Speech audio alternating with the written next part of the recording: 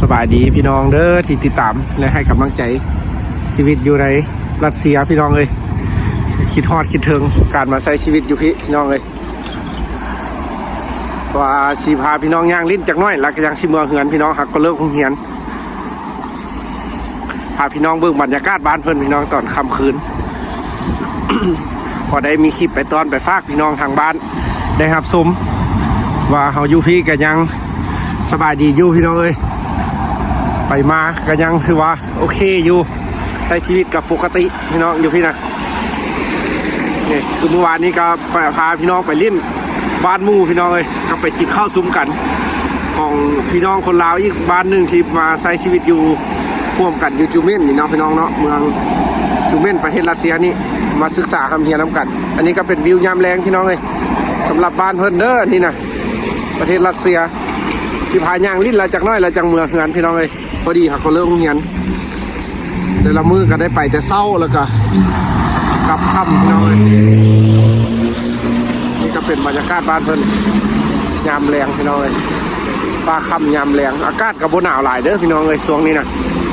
ก็ถือว่าพอดีไปพอดีมาพี่น้องให้บ้านเพิ่นก็ได้ก็โอเคนี่ก็เป็นยามแรงบรรยากาศบ้านเพิ่นรถเมล์รถอย่างก็ยังแล่นปกติพี่น้องเลยถ้ามีโอกาสมีเวลาแล้วเขาก็จะพาพี่น้องเข้าไปลิ้นในเมืองที่บ้านนั้นผู้อาจารย์พาไปเที่ยวกันเนาะพี่น้องเนาะเขาก็จะพาพี่น้องไปย่างลิ้นเพราะว่ามันก็งามมันก็สวัสดิ์เสวยพี่น้องเลยเพราะว่ามีผู้คนกระหลายไปย่างลิ้นย่างหัวเดี๋ยวจะน้อยพาย่างลิ้นพี่น้องเลยนี่ก็เป็นรถเมล์บ้านเพิ่นอันนี้เอาย่างลิ้นจากบึดพี่น้องแล้วจะค่อยเมืองกัน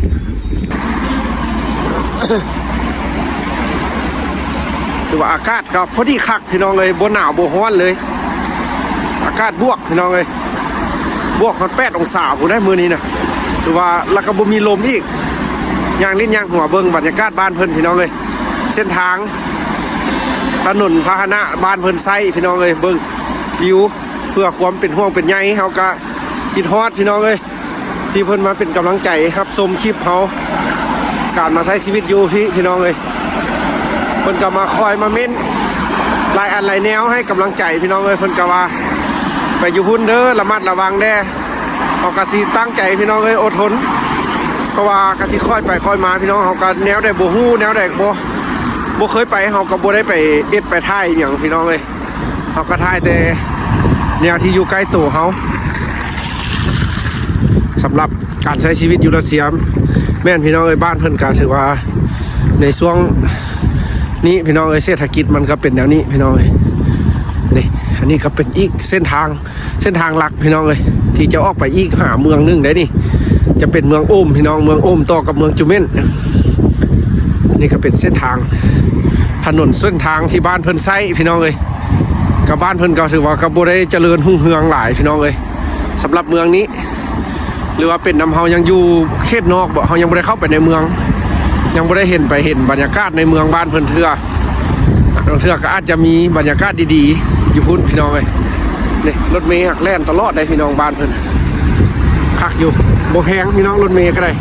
ที่สะดวกสบายนี่ถ่ายเอาวิวให้เบิ่งพี่น้องเลยบ้านเพิ่นเด้อนี่ประเทศรัสเซียหาย่างลิ้นพี่น้องเอ้ยอากาศก็มืดๆเด้อย่างจากน้อยพอได้คลิปไปตอนไปฝากพี่น้องอยู่ทางบ้านแล้วก็สิกลับมือห้องเอาบรรยากาศที่เขาถ่ายให้เบิ่งพี่น้องเอ้ยก็เป็นเส้นทางแล้วก็พาหนะที่เพิ่นนำไซอยู่พี่น้องเอ้ยแล้วก็บรรยากาศอากาศที่ก็ยังหนาวอยู่พี่น้องแต่ก็บ่หนาวหลายมื้อนี้นะ8 องศาพี่น้องเอ้ยก็พอดีคักพอดีย่างลิ้นแล้วก็มื้องานแต่งเข้าแล้วก็มื้ออื่นไปโรงเรียนคือเก่าพี่น้องเอ้ยบ้านเพิ่นก็มีห้าน24 ชั่วโมงคือกันได้พี่น้องนี่รัสเซียก็ได้เพิ่นก็ขาย24 ชั่วโมงคือกันนี่หรือว่าเฮาไปดึกมาดื่นหรือว่ามาค่ำมามืดเฮาก็บ่ท่วงบ่ทันซื้ออาหารการกินเฮาก็แวะมานี่ก็ได้พี่น้องเอ้ยการใช้ชีวิตอยู่รัสเซียก็ได้แนวนึงก็สะดวกสบายได้พี่น้องเพราะว่าบ้านเพิ่นย่างพี่น้องเอ้ยเขาเจ้าก็ย่างลิ้นย่างอย่างตลอดเด้แล้วก็บ่เป็นตาย่านพี่น้องเพราะว่ามีตำรวจบอกมีผู้รักษาความปลอดภัยนำเส้นทางนี่นะ พิ่นจะล่ออยู่ตลอดพี่น้องบ่เป็นตาย่านนะอยู่รัสเซียนะอันนี้ก็เป็นห้าน24ชั่วโมงที่เขาเจ้าขายเป็นเครื่องอยู่ของกินแบบเป็นห้านแบบคือบ้านเฮามากันอันเนี่ยก็เอ็มพอยมากนะพี่น้องเลยถ้าอยู่เมืองไทยนะถ้าอยู่ลาวเขาก็มีอยู่พี่น้องเอ็มพอยมากนะจะอยู่เวียงจันทน์พี่น้องเลยจะมีนะอันนี้ก็เป็นบรรยากาศพี่น้องหาย่างลิ้นพอได้คลิปไปต้อนไปฝากพี่น้องทางบ้านที่เพิ่นเป็นห่วงเป็นใยแล้วก็เบิ้งนี้อันนี้ก็เป็นเส้นทางที่เฉพาะแบบรถทิพย์ที่พี่น้องอันนี้คนย่างอันนี้นะเรื่องนี้นะและอันนั้นก็จะเป็นรถยนต์ขี่พี่น้องเลยรถใหญ่นี่บ้านเพิ่นกาแท็กซี่พี่น้องเลยหักช่วงนี้บ่มีหิมะเด้อหิมะเสื่อยตั้งแต่มื้อวานนี้พี่น้องเลยเปื้อนเส้นทางแต่หักมื้อนี้แห้งแล้วเด้นี่เพราะว่าอากาศมันก็มีแดดได้มื้อนี้พี่น้องเลยอากาศมีแดดตอนมื้อสวยนะพี่น้องนี่อันนี้ก็เป็นบ้านเพิ่นพี่น้องเลยวิวกลางคืนที่เฮาถ่ายให้เบิ่งจากชีวิตน้อยๆพี่น้องเอ้ยมาใส่ร่วมกันอยู่พี่คนลาวพี่น้องเอ้ยขอฝากพี่น้องที่อยู่ทางเมืองไทยหลักกับทางบ้านหลักกับเอ้ยเพิ่นที่อยู่ทางแดนพี่น้องเอ้ยเพื่อเป็นกำลังใจให้การเฮ็ดคลิป YouTube พี่น้องเอ้ยการใช้ชีวิตอยู่พี่เฮากะสิท้ายให้เบิ่ง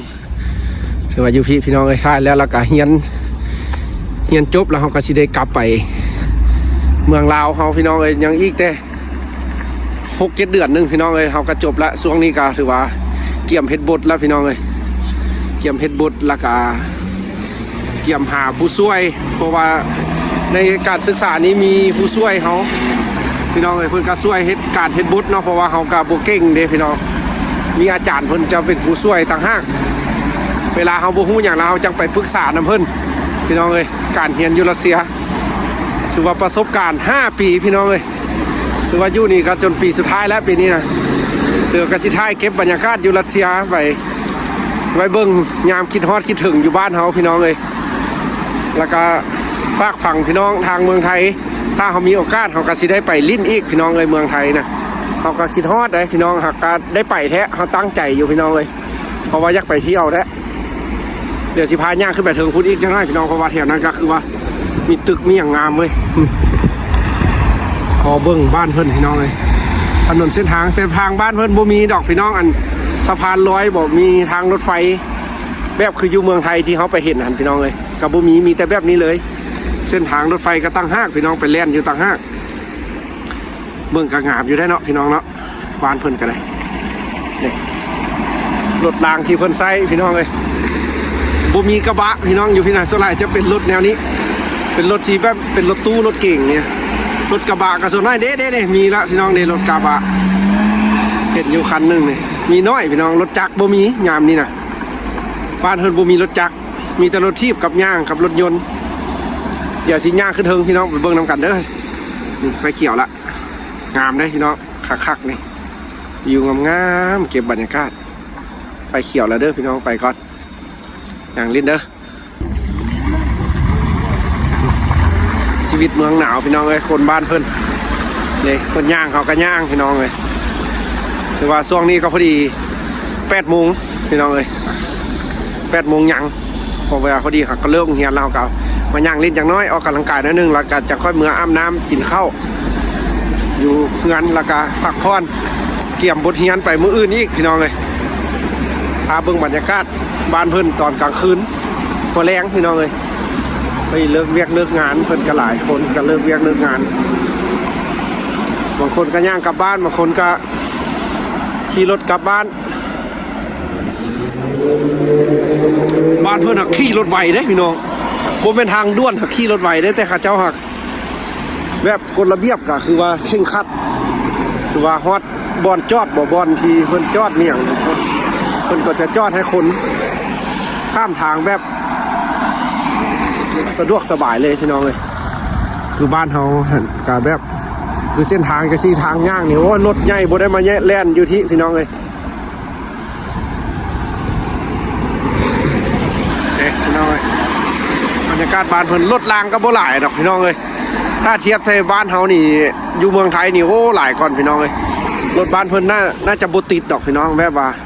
การสัญจรนี่จะบ่ติดพี่น้องเลยบ้านเพิ่นรถรางก็บ่หลายปานใดดอกพี่น้องเลยนี่ ก็เป็นจังซี่แหละพี่น้องเมืองบ้านเพิ่นเด้อที่เฮาเก็บถ่ายบรรยากาศให้เบิ่งพี่น้องการใช้ชีวิตอยู่รัสเซียแล้วกับหมู่คู่พี่น้องเอ้ยแล้วก็ใช้ชีวิตร่วมกันกับหลายประเทศได้พี่น้องเอ้ยก็คือจังนึงคันเฮานั้นเฮานะก็คิดแบบอย่างหนึ่งก็คือว่าโอเคพี่น้องการศึกษาอยู่พี่ก็มันก็ให้ความรู้หลายอย่างหลายแนวแบบเป็นการมิตรภาพที่มาเฮียนร่วมกันพี่น้องเอ้ยก็ได้รู้จักประเทศที่ได้เป็นเพื่อนมิตรกับรัสเซียนะพี่น้องก็ได้มาศึกษาร่วมกันอยู่พี่น้องเอ้ยก็ถือว่าโอเคสำหรับเฮาก็โอเคอยู่พี่น้องเอ้ยเพราะว่าการศึกษามันก็ตัวใดบ่ยากบ่หยังเพิ่นก็คอยบอกคอยอย่างอาจารย์ก็ได้พี่น้องเพิ่นก็บ่ได้สิเข่งขัดแล้วก็บ่ได้รีบร้อนแบบเอาเงินเอาคำนะแนวใดเฮาบ่ได้เพิ่นก็บ่ได้สิเอาเงินเอาคำเพิ่นก็ให้คอยปรึกษาคนรัสเซียเขาเจ้าจะเป็นแนวนั้นพี่น้องเลยนี่แต่หากอยู่ในประเทศรัสเซียเด้อพี่น้องเลยแบบเห็นผู้คนนี่แม่นเห็นมีคอมเมนต์เพิ่นว่าคนรัสเซียคือบ่ยิ้มบ่แย้มว่าซั่นบ่เป็นตาอยู่มืดครึ้มว่าซั่นนี่แม่นพี่น้องคนรัสเซียเขาเจ้าบ่ยิ้มเลยพี่น้องถ้าบ่รู้จักเขาแท้ๆนี่เขาเจ้าจะบ่ยิ้มเจ้าจะบ่ยิ้มง่ายๆพี่น้องเลยอยู่คนรัสเซียนะเดี๋ยวสิพายากจังหน่อยพี่น้องแล้วก็กลับห้องนี่คือว่าบ้านเพิ่นพี่น้องเลยเดี๋ยวจะน่าก็สิไปแวะร้านแล้วก็ซื้ออาหารการกินมื้อกินน้อยนึงแล้วก็สิมื้อไอ้จิตแล้วก็นอนพักผ่อนมื้ออื่นไปโรงเรียนพี่น้องเอ้ยนี่เด้อบรรยากาศมื้อนี้เฮาก็สิถ่ายเบิ่งซ้ำนี้แหละพี่น้องแล้วก็ไว้เจอกันใหม่มื้อหน้าเอามื้อใดเฮามีเวลาว่างๆเนาะก็สิไปถ่ายให้เบิ่งเด้ออยู่ในเมืองพี่น้องเอ้ยสิเป็นจังได